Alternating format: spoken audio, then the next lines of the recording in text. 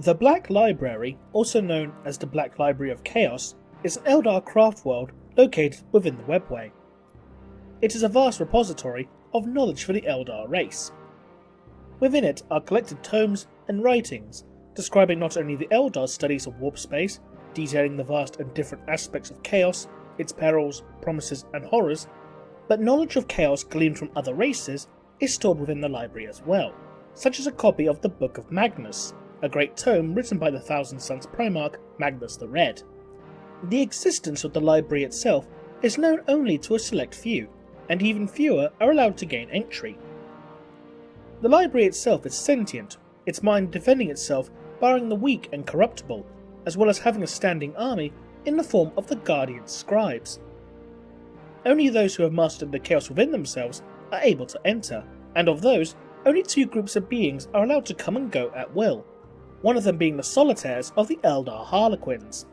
One such being who was able to gain entry after proving himself worthy was the Ordo Xenos Inquisitor and renowned expert on the Eldar species, Bronislaw Czevak. Czevak briefly mentioned his experiences within the Black Library at the Conclave of Ha. Though I have seen within the Black Library and spoken to its most terrible guardian, I can never reveal what happened there, not to any man, nor even the Emperor himself, for I am so forsworn to powers beyond your knowledge. As stated by Czevak himself, he had met with the Black Library's most terrible guardian, which presumably would have been either the highest ranking or the most dangerous.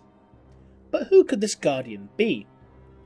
With the Eldar craft worlds, its citizens are trained in warfare and can be called to arms if their craft world is threatened.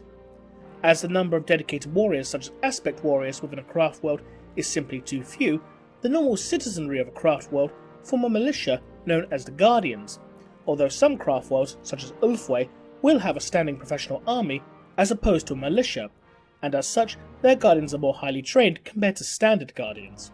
So the description of the most terrible Guardian could simply be referring to the highest ranking Guardian scribe within the Black Library. But this might be too literal a take on Czevak's words, leaving the possibility open for the Dread Guardian to be someone else. Another, and admittedly highly likely possibility, is that the Guardian of the Black Library is none other than Czevak, the Laughing God and one of the few surviving gods of the Eldar race. This also seems highly plausible, as the Laughing God himself does reside within the Webway, where the Black Library is located. And Czevak is known to play pranks and tricks upon the Chaos Gods, Slaanesh in particular, stealing souls from them as a result. This would also explain Czevak's wording of being sworn to powers beyond knowledge, for what could possibly be more knowledgeable than a god itself. However, there was always a minute possibility that the most dreadful Guardian could in fact not be of the Eldar species.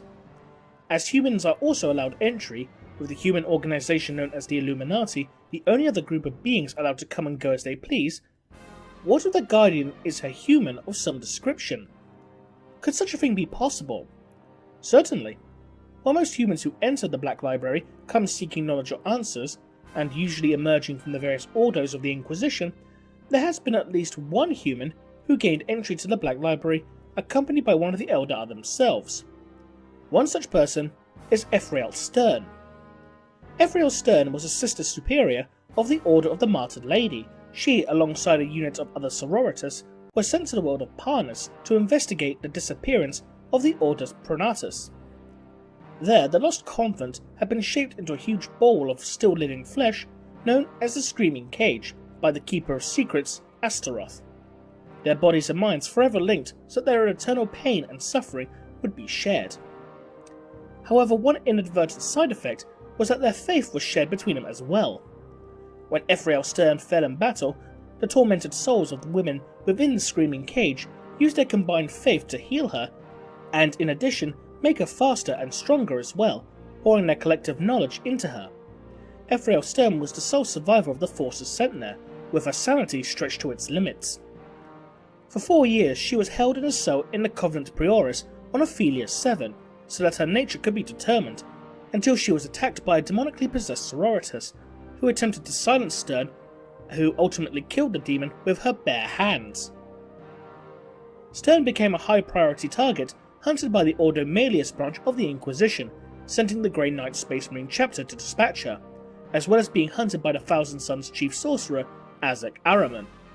She eventually became an extremely powerful Psyker, the gift given to her by her fallen sisters, a light said to be both of the warp, but not of the warp.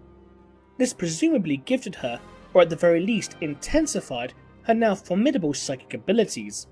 Ephrael Stern embraced her newfound power, managing to slay a Calexis assassin that had been sent after her by overwhelming its abilities with her own. Ephrael Stern was last seen travelling with an Eldar known only as the Pariah to the Black Library, using her abilities to access the webway.